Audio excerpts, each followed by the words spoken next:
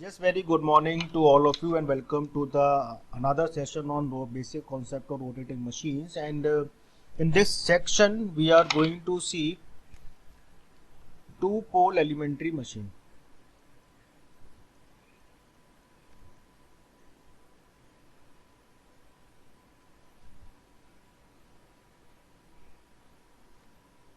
हम सीखेंगे to pole elementary machine. इसमें जनरली होता क्या है कि दो पोल की मशीन है। जैसे कि मान लीजिए अगर मैं ड्रॉ करता हूँ कि ये एक मशीन है, नॉर्मल दो पोल की है, लाइक दिस। इसमें हमने दो पोल यहाँ पे ड्रॉ कर दिए इस तरीके से। स्टेटर में स्टेटर में हमने दो स्लॉट ड्रॉ कर दिए हैं और रोटर में हमारे पास ये स्लॉट है इस तरीके से। तो दो पोल हमें जनरली मिलते हैं। This is a kind of machine like this. ठीक है, लेट सपोज यहाँ हमको बेसिकली यहाँ नॉर्थ मिलता है, यहाँ साउथ मिलता है, यहाँ पे क्रॉस ले लो, यहाँ पे डॉट ले लो, वो आपके ऊपर है। दो पोल की ये मशीन नॉर्मल हमारे सामने है। ठीक है, अब इसमें हम जनरली निकालते हैं कि कितना फ्लक्स इन कंडक्टर्स, जो कि कंडक्टर यहाँ रखे हुए हैं या पूरे सेक्शन में रखे हुए, कितना ईएमएफ प्रोड्यूस होता है, कितना इसमें करंट प्रोड्यूस होता है, वो सब चीज़ें हमें निकालनी है। तो उसके लिए हम एज्यूम करते हैं कि यहाँ से at a centre of this, यहाँ से हम एक लाइन ड्रॉ करें और माने कि ये जो एंगल है, ये जो एंगल है इस इन कंडक्टर के बीच का जो एंगल है, यहाँ से यहाँ तक ये जो एंगल है, ये थीटा ई है, इलेक्ट्रिकल एंगल थीटा ई, क्योंकि ये कंडक्टर मूव करता है। अब इस कंडक्टर के साथ साथ हम इसका एक एलिमेंट्री आर्क काटते हैं। अगर ये थीटा ई है तो ये कंडक्टर लेट सपोज ए है, तो ये ए डैश है। तो अगर ए जो है वो एंगल थीटा ई पर है, तो ए डैश का होगा this is theta E plus पाई पर। ये थीटा ई वाला एंगल हो गया, और ये जो पाई है, इन दोनों के बीच का एंगल जो है पाई है, जिसको हम पोल पिच बोलते हैं या कॉइल स्पैन बोलते हैं। तो अगर हम इस छोटे इन कंडक्टर्स को एक छोटा सा एलिमेंट्री एरिया में काट दूं, जैसे कि मैं इस पूरे रोटर का, ये जो हमारा रोटर है इस तरीके से, अगर इसका एक छोटा सा एलिमेंट्री सेक्शन में काट के देखूं, कैसे मैं काटूंगा, लाइक दिस। लेट्स सपोज कि हमने यहाँ से छोटा सा इसका एलिमेंट्री सेक्शन कट करने की कोशिश करी, लाइक दिस। जैसे तो छोटा सा हमने एलिमेंट्री काट, जैसे कि आपने फिजिक्स में पढ़ा होगा, मैथमेटिक्स में, कि हम छोटे से सेक्शन को काट लेते हैं, उसका फिर इंटीग्रल करते हैं और फिर देखते हैं कि उसमें कितना ईएमएफ प्रोड्यूस हो रहा है या फ्लक्स प्रोड्यूस हो रहा है। ये जो एलिमेंट्री एंगल है ये थीटा ई है। ठीक है, ये इसकी लेंथ है। तो थोड़ा सा ये टॉपिक कॉम्प्लिकेटेड हो जाता है, क्योंकि इसमें काफ़ी चीज़ें ऐसी इन्वॉल्व हो जाती हैं जो आपको थोड़ा सा समझने में टाइम लगता है। तो लेट सपोज एलिमेंट्री आर्क, जो एलिमेंट्री आर्क का फॉर्मूला होता है, elementary arc, elementary arc length from theta E to theta E plus d theta e, theta E to d theta e, this is angle d theta e. That is should be, arc का formula क्या होता है, arc is nothing but it is radius multiplied by this angle, and this angle is basically nothing but it is mechanical angle, right? तो ये जो arc है, ये जो एंगल है, बेसिकली ये कितना आर्क हो जाएगा, let suppose this is the diameter, it is D by two. इसकी जो टोटल बेसिकली डायमीटर था डी था, इसका जो रेडियस होगा वो कितना हो जाएगा, D by two, and this is the mechanical angle. हम जानते हैं theta electrical is equal to होता है p by two theta mechanical, d theta E is equal to p by two d theta m. तो r का formula क्या हो जाएगा, D by two into two by P D theta E. So this arc is equal to D by P D theta E. ठीक है, अब ये elementary arc निकाल लिया, हम एलिमेंट्री एरिया निकालेंगे, इसके बाद फ्लक्स निकालेंगे, उसको इंटीग्रल कर देंगे, उसके बाद फिर डी बाई डी टी निकालेंगे, जिससे हमको बेसिकली कितना फ्लक्स इंड्यूस हो रहा है और कितना फ्लक्स इसमें मिल रहा है वो मिल जाएगा, या कितना फ्लक्स लिंक कर रहा है एरिया के साथ, तो वो मिल जाएगा। तो आर्क हमने निकाल लिया। Now we can move toward the elementary area.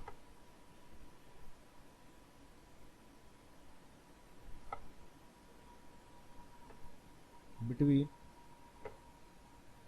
D theta E plus, तो एरिया का फॉर्मूला जो होता है basically this is arc multiplied by length. ये जो आर्क है स्मॉल छोटा सा बहुत छोटा सेक्शन है उसका, और ये लेंथ का मल्टीप्लिकेशन। आर्क हमने निकाला था अभी थोड़ी देर पहले, this is D by P D theta ही, और मैं लेंथ मान ली एल है, तो फाइनली जो फॉर्मूला आ जाएगा वो तो D L upon P D theta ही। ये हमारा एक फॉर्मूला आ गया। अब हमको मैग्नेटिक फील्ड निकालनी है, तो हम क्या करेंगे, flux linking, flux linking with elementary area between theta E to theta E plus T theta E. जो फ्लक्स का फॉर्मूला होता है वो क्या होता है, basically flux is equals to b into a equals to this is b theta a into elementary area.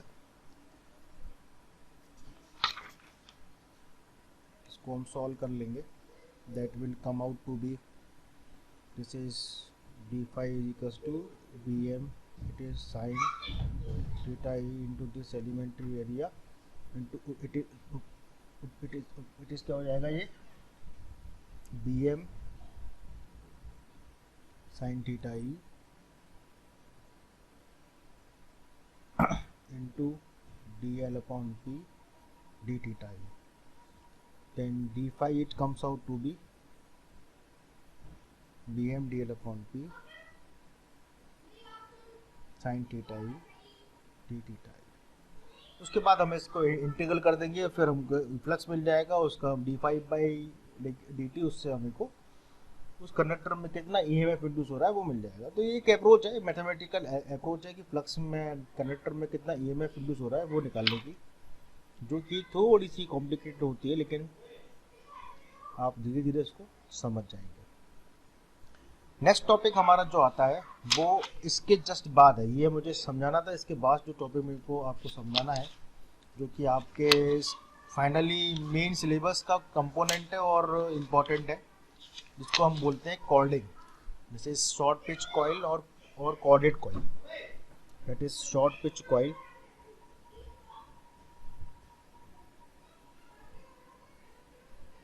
और इसको हम बोलते हैं corded coil. Short pitch coil बोल दो या कॉर्डेड कॉइल कर लो। फिर इसके बाद हम निकालेंगे इसका शॉर्ट पिच कॉइल फैक्टर, जिसको हम केपी के नाम से बोलते हैं, वो थोड़ी देर में निकालेंगे, या कॉर्डेड कॉइल फैक्टर। जनरली हम जानते हैं किसी कंडक्टर में जो वायर होता है वो कुछ इस तरीके से होता है ना, ये वायर है और यहाँ पर ये वायर में हमारे पास एक कंडक्टर, इसको हम बोलते हैं ये कंडक्टर, इसको बोलते हैं हम ए डैश, यानी कि दो कंडक्टर हमारे पास होते हैं, ठीक है ना। तो इन कंडक्टर को जो ये जो डिस्टेंस होती है, इस कंडक्टर की डिस्टेंस होती है, मान लीजिए ये हमारा रोटर है,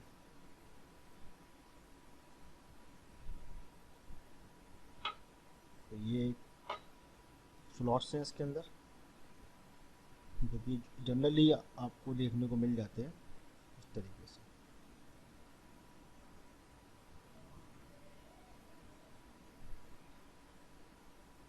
ठीक है ना। अब लेट्स सपोज ये ए है, तो ये क्या हो जाएगा ए डैश, यहाँ से वायर गया, यहाँ से निकल के पीछे से होते हुए निकल के बाहर आ गया, हमने वायरिंग डाल दी, ठीक है ना। तो ये जो डिस्टेंस जो होती है ए और ए डैश के बीच की, ये जो आप डिस्टेंस देख रहे हैं यहाँ पर अपनी स्क्रीन पर, this is a, this is a dash, इस डिस्टेंस को जो नाम दिया गया है वो है कॉइल स्पैन, कॉइल स्पैन, ठीक है ना। तो एक नाम और भी बोलते हैं इसको, हम बोलते हैं और पोल पिच, पोल पिच। तो इसकी डेफिनेशन इस तरीके से होती है, द एंगुलर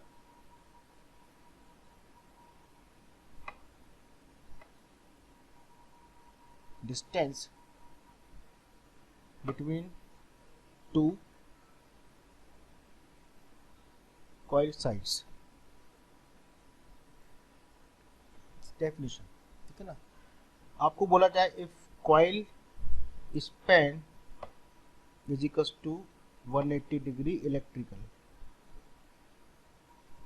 तो आप इसको क्या बोलोगे, it is full pitch coil. मतलब सिंपल सा ये है कि अगर, बहुत सिंपल सा एक मीनिंग है कि अगर आपने यहाँ से वायर यहाँ रख दिया, ए का वायर ए डैश में रख दिया, 180 डिग्री इलेक्ट्रिकल एंगल फॉलो कर रही है, तो it is full pitch coil, मतलब आपने कहीं भी वायर को शॉर्ट नहीं किया है। दूसरा जो कॉन्सेप्ट इसमें आता है जिसको हम बोलते हैं, ये तो फुल पिच कॉइल, लेकिन हमें क्या पढ़ना है, शॉर्ट पिच कॉइल। दूसरा जो इसमें डेफिनेशन आती है वो आती है बेसिकली शॉर्ट पिच कॉइल की। शॉर्ट पिच कॉइल का मतलब ये होता है कि हमें रखना था वायर यहाँ पर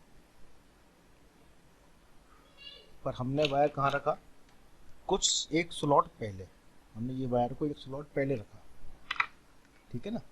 तो हमने इस रो डिस्टेंस को फॉलो किया, यानी कि हमने क्या, ये जो हो जाएगी it is pi minus row. Simple सा लॉजिक ये है कि अगर आप यहाँ से समझें कि हमने एक वायर यहाँ से दिया, दूसरा वायर हमने बेसिकली यहाँ से निकाल लिया, ना कि ए डैश से होते हुए, हमने इस वाले स्लॉट से निकाल लिया, ये वाले स्लॉट से, ये डिस्टेंस हम खा गए, तो ये जो एंगल है ये रो है, that is called short pitch coil. हमने एक स्लॉट कम पे वो बेसिकली वायर को लगाया है, तो उस पोर्शन को जिसको हम जो डिस्टेंस बोलते हैं रो बेसिकली रो क्या डिस्टेंस हो गई कि जो इस बेसिकली इस वाले स्लॉट से ये एंगल कुछ पहले रखा गया है, विच इज स्लॉट। तो इसमें जो कॉइल स्पैन हमको मिलेगा, कितना मिलेगा coil span, it is pi minus रो, है ना। पाई इसको हम बोलते हैं पाई minus row, this is coil span. ये कब मिलता है, जब कॉइल होती है शॉर्टेड, या इसको बोलते हैं कॉर्डेड कॉइल, हमने उसको शॉर्ट कर दिया। क्यों करते हैं, उसका कुछ एडवांटेज होता है, थोड़ी देर बताऊंगा हम आपको। This is called angle of cording और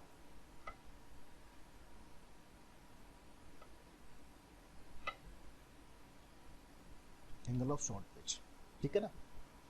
कि हमने अपने जो वायर है उसको पूरे में ना रखते हुए या शॉर्ट यहाँ पे कहीं रख दिया या यहाँ रख दिया, वो डिपेंड करेगा ये एंगल कितना है वाला, रो वाला। एडवांटेज क्यों ऐसे कर रहे हैं, इसको बोलते हैं corded, this is corded coil. अब इसका एडवांटेज क्या है, क्यों हम कर रहे हैं ये भी समझ लेते हैं। What is the advantage of it. The first advantage ये रहता है कि हमें कॉपर का जो वायर है वो हमें बहुत कम लगा। पहले हमारा कॉपर का वायर ए से ए डैश पे जा रहा था, काफ़ी वायर लग रहा था, ऐसे बी का बी डैश पे जा रहा था। अब हमने अगर एक एक कॉर्डेड एंगल के तहत एक एक स्लॉट छोड़ देते हैं, तो हमारे जो कॉपर का कंडक्टर का जो वायर है हमारी उसकी कॉस्ट बढ़ जाती है, जिससे हमारा कॉस्ट बहुत अफेक्टिव होती है। दूसरा, हमारा बेसिकली आयरन लॉस कम हो जाता है क्योंकि लेस कॉपर लग रहा है, तो हमारा सेव एडवांटेज पहला है सेविंग। तो आपसे पूछे कि कॉर्डेड कॉइल या शॉर्ट पिच कॉइल का क्या मीनिंग होता है, तो आप बताओगे कि वो कॉइल अपने एक्चुअल 180 इलेक्ट्रिकल पे ना होते हुए कुछ एंगल पहले, जिसको हम बोलते हैं कॉर्डिंग एंगल, वहाँ रखी जाती है, जिससे हमारा कॉपर का कंडक्टर बेसिकली कम लगता है। दूसरा, हमारा आयरन लॉस, सॉरी जो कॉपर लॉस है वो भी हमारा कम होगा। तो saving of conductor, copper conductor, saving of copper conductor, that is cost decreases. दूसरा, आई स्क्वायर आर लॉस, जिसको हम बोलते हैं कॉपर लॉस, वो भी हमारा डिक्रीज होता है। ये हमें मान ये हमारा ये फायदा होता है कॉपर का। अब ये जो हम इस कॉन्सेप्ट पे मतलब फिर लौट कर आते हैं, जिसमें मैंने आपको ये बताया था कि यहाँ पर हमारे पास दो कंडक्टर हैं और दो पोल की मशीन है, जो कि एक कंडक्टर ए जो है वो थीटा ई इलेक्ट्रिकल एंगल पर है, और कंडक्टर ए डैश जो है वो थीटा ई प्लस पाई इलेक्ट्रिकल एंगल पर है, और इनमें कितना फ्लक्स ईएमएफ इंड्यूस होगा वो हमने एलिमेंट्री आर्क के कॉन्सेप्ट से निकालने की कोशिश करी थी। पर अब अभी अपन ने ये माना था ये फुल पिच कॉइल है, this is basically assume to be the full pitch coil. But अब हम जो कॉर्डिंग एंगल की बात कर रहे हैं कि अब हम इसी कॉन्सेप्ट को यूज़ करेंगे जो हमने यहाँ थोड़ी देर पहले डिस्कस किया है। और इसमें अब हम इस ये जो कंडक्टर है यहाँ पर हम उस कॉइल को वापस ले लेंगे, यानी कि अब जो हमारा वायर है वो ए से होते हुए ए डैश से ना निकलते हुए यहाँ से कहीं निकल रहा होगा, यानी कि हमने कुछ रो एंगल पर हमारे इस सिस्टम को कॉर्ड कर रखा है। तो अब उस पॉइंट पे हमारा ईएमएफ क्या होगा वो हमें डेरिवेशन के रूप में कैलकुलेट करना है, जो कि हमारे सिलेबस का एक पार्ट भी है। तो वही सिस्टम है पूरा, जिसमें कोई बेसिक भारी चेंज नहीं किया है अपन ने। बस अब क्या है कि यहाँ पर ये जो मशीन है वो मैंने आपके सामने ड्रॉ कर देता हूँ इस तरीके से। ये रही हमारी मशीन और ये हमारा स्टेटर है, जिसमें कुछ इस तरीके का कनेक्शन है लाइक दिस। और अब हमारी रोटर आने वाली है, जिसमें हमने जो कुछ एंगल पर मशीन को बेसिकली कॉर्ड कर दिया है, ठीक है ना। ये तो वैसा का वैसा रखा लाइक दिस। अब जो कुछ एंगल पे जाकर ये बेसिकली कॉर्ड हो गई, जैसे हमने कॉपर के कंडक्टर को बचाने के लिए ये रो एंगल पर कॉर्ड हो गई है, ठीक है ना। वही कहानी की सेंटर से हम डिस्टेंस जो इस ए और ए डैश मैंने मान लिया, अगर हम इसको मानते हैं थीटा, तो ये टोटल थी पाई, तो देखिए कितना हो जाएगी पाई माइनस रो, ठीक है ना। दिस इज पाई, टोटल कितनी थी पाई, तो ये अगर बेसिकली रो है तो ये कितनी हो जाएगी, दिस इज पाई माइनस रो। अब हम जो एलिमेंट्री आर्क निकाला है, यानी कि फ्लक्स लिंकेज का जो फॉर्मूला हमारे पास था, जो कि हमने यहाँ से अभी ड्राइव किया था थोड़ी देर पहले, इस फॉर्मूले को हम फिर से लिखेंगे B M D L upon T sine theta E D theta E like this. So हम इस फॉर्मूले को फिर से लिखेंगे theta E is equals to B M D L upon P, this is sine theta E D theta E. अब हम flux linkage निकालेंगे कि कितना फ्लक्स लिंकेज इन कंडक्टर्स में हो रहा है।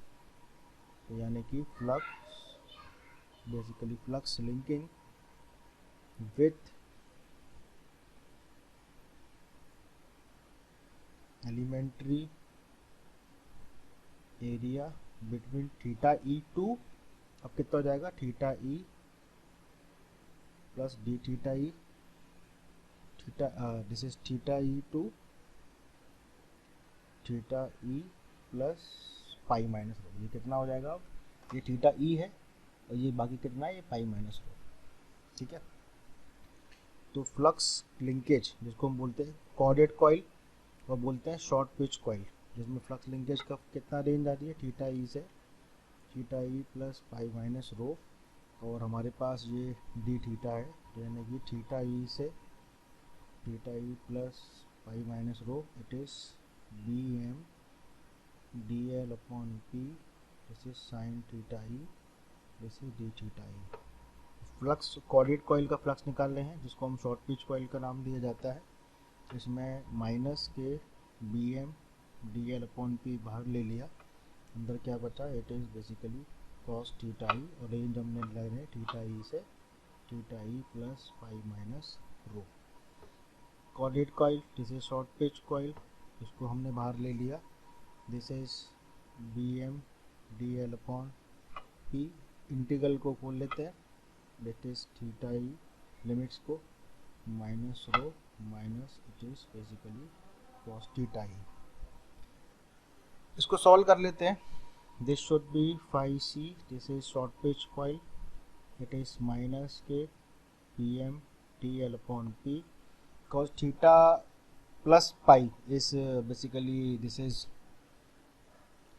it comes out to be minus of cos theta minus c, this is cos theta e minus rho, this is minus of cos theta e, and then short pitch coil it is bm dl upon p, this is cos theta e plus cos theta e minus row.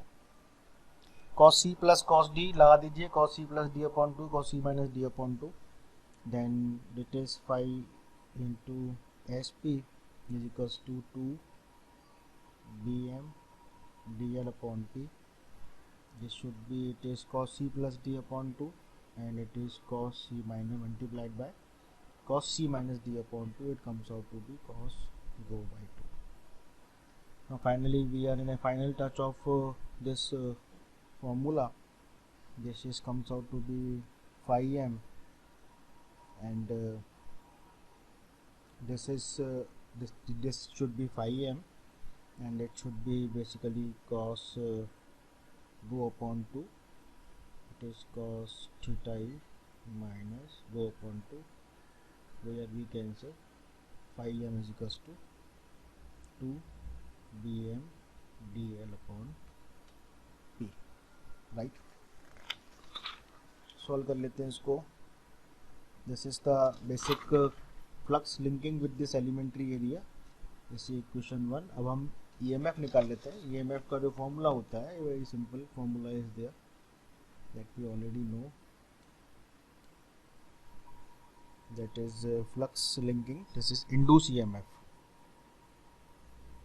that is induce EMF in short pitch coil.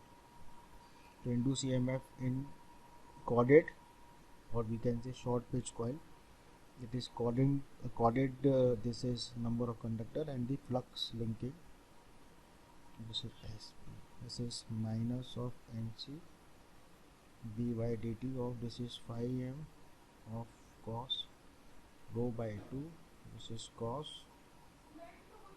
omega t minus rho by 2. d by dt of cos is sine, so it comes out to be EC is equals to SP, this is NC, this is phi m, this is omega e, this is cos rho by 2, and this is sine omega t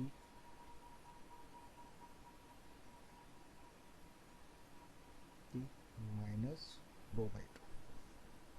So if we find out the peak value, इसकी peak value निकालते हैं short pitch coil की. We can say peak value, this is peak value with this is NC phi m omega e cos rho by 2. और हमको ज़रूरत पड़ती है generally RMS value की, तो हम अगर RMS वैल्यू इसकी निकालते हैं, it is multiplied by root 2. तो शॉर्ट पिच कॉइल की जो RMS वैल्यू आती है, जस्ट रूट 2 का इसमें मल्टीप्लाई हो जाएगा. Root 2 pi F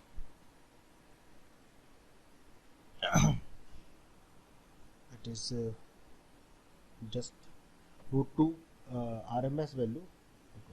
suppose a RMS is equal to AM by root 2. Just इसका रूट 2 का डिवाइड हो जाएगा, राइट? और इसको हम खोल लेते हैं. It is NC, it is 2 pi F, this is phi m, this is cos rho by 2.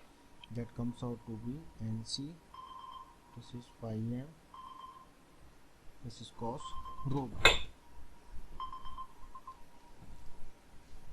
ठीक है ना? This is cos rho by 2. तो हमारे को एक चीज़ समझ में आ गई, this is cos rho by 2. हमारे को एक चीज़, अब ये जो फॉर्मूला था ये तो हमें पता है, ये ट्रांसफॉर्मर में भी आता है, पर हमारे पास जब मशीनों की बात चलती है तो हमारे पास एक कॉर्डिंग फैक्टर आ रहा है cos rho by 2. जनरली अगर मैं फुल पिच कॉइल की बात करता हूँ, फुल पिच कॉइल की RMS, तो जो फॉर्मूला आता है it is root 2 I f n c into 5. But जब हम मशीन को कॉर्ड कर देते हैं, कहीं छोटा सा वायर, हम क्या कर देते हैं, हम इसको एक्चुअली कुछ एंगल पहले रख रहे हैं, तो हमें जो इंड्यूस ईएमएफ के फॉर्मूले में एक चेंज मिला कि हमारे साथ जो फॉर्मूले में एक एडिशनल टर्म आना है, इसको हम बोलते हैं कॉर्डिंग फैक्टर, KP, जिसको हम नाम दिया गया है बुक्स में KP. तो फाइनली जो KP है, जिसको हम बोलते हैं कॉर्डिंग फैक्टर, और ये इस डेरिवेशन का लास्ट कॉर्डिंग फैक्टर कुछ बुक में आपको मिल जाएगा pitch factor. This is pitch factor that can be represented by EC full short pitch divided by EC तो शॉर्ट पिच कितना था, it is √2 pi f n c pi m cos rho by 2, और हमारा full pitch कितना था, √2 pi f n c pi m. तो हमारा ये क्या हो जाएगा, it is cos rho by 2। ये होता है हमारा फॉर्मूला के पी। यानी कि अगर आप हम इंड्यूस ईएमएफ का फॉर्मूला लिखते हैं तो मैंने बहुत पहले भी पढ़ाया था कि मैं यहाँ लिखता हूँ वाइंडिंग फैक्टर। तो वाइंडिंग फैक्टर क्या होता है जनरली कि के पी इंटू के डी। तो सिंक्रोनस मशीन में डिस्ट्रीब्यूटेड वाइंडिंग के साथ साथ हमारी वाइंडिंग कोऑर्डिनेट रहती है, मतलब उसमें एक स्लॉट हम कम वाइंडिंग प्लेस करते हैं। तो इसलिए ये टर्मिनोलॉजी, ये जो के डब्ल्यू है, ये मैंने आपको ट्रांसफॉर्मर इंडक्शन के केस में सुनाया था कि इंडक्शन में भी के डब्ल्यू आता है कि windings are distributed and windings are chorded, मतलब उनके बीच में हम कॉपर की सेविंग के लिए मशीन को कॉर्ड कर देते हैं।